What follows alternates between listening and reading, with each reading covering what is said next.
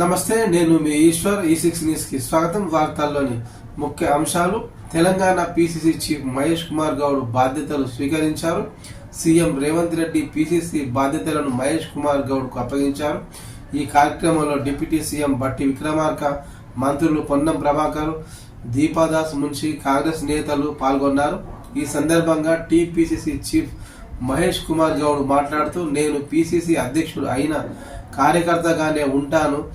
ఇద్దరు విభిన్నమైన వ్యక్తులతో కలిసి పనిచేసిన ఒకరు ఉత్తమ్ కుమార్ రెడ్డి, మరొకరు రేవంత్ రెడ్డి అన్నారు. కాంగ్రెస్ పార్టీలో ప్రజాస్వామిక స్వేచ్ఛ ఎక్కువ అన్నారు. అసెంబ్లీ ఎన్నికల్లో సీనియర్ నాయకులు అందరినీ కోఆర్డినేట్ చేయాల్సి వచ్చింది. ఇప్పుడు ఆ అవకాశం లేకుండా పోయింది అన్నారు. అందరూ కలిసి పనిచేస్తున్నారు. నాకు గాంధీ భవన్తో 40 ఏళ్ల అనుబంధం ఉంది. నేను పిసిసి చీఫ్ అవుతానని అనుకోలేదు, కానీ నాకు ఇన్ని రోజులు పదవి ఎందుకు రాలేదు అని ఎప్పుడూ అనుకోలేదు. నా పని నేను చేసుకుంటూ వెళ్ళాను.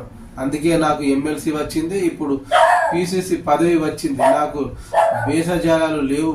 గాంధీ భవన్లో పవర్ సెంటర్లు లేవు.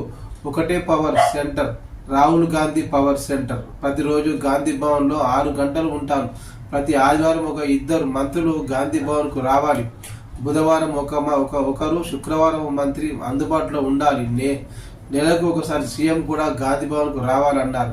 కౌశిక్ రెడ్డి వాడిన భాష వలన గాంధీ అనుచరులు వాళ్ళ ఇంటి మీద దాడి చేశారు. కేసీఆర్ సీఎం అయ్యాక భాష మారిపోయింది. కేసీఆర్కు భాషకు రేవంత్ కూడా తన భాషలో సమాధానం చెప్పాడు. అందుకే మనం అధికారంలోకి వచ్చాం.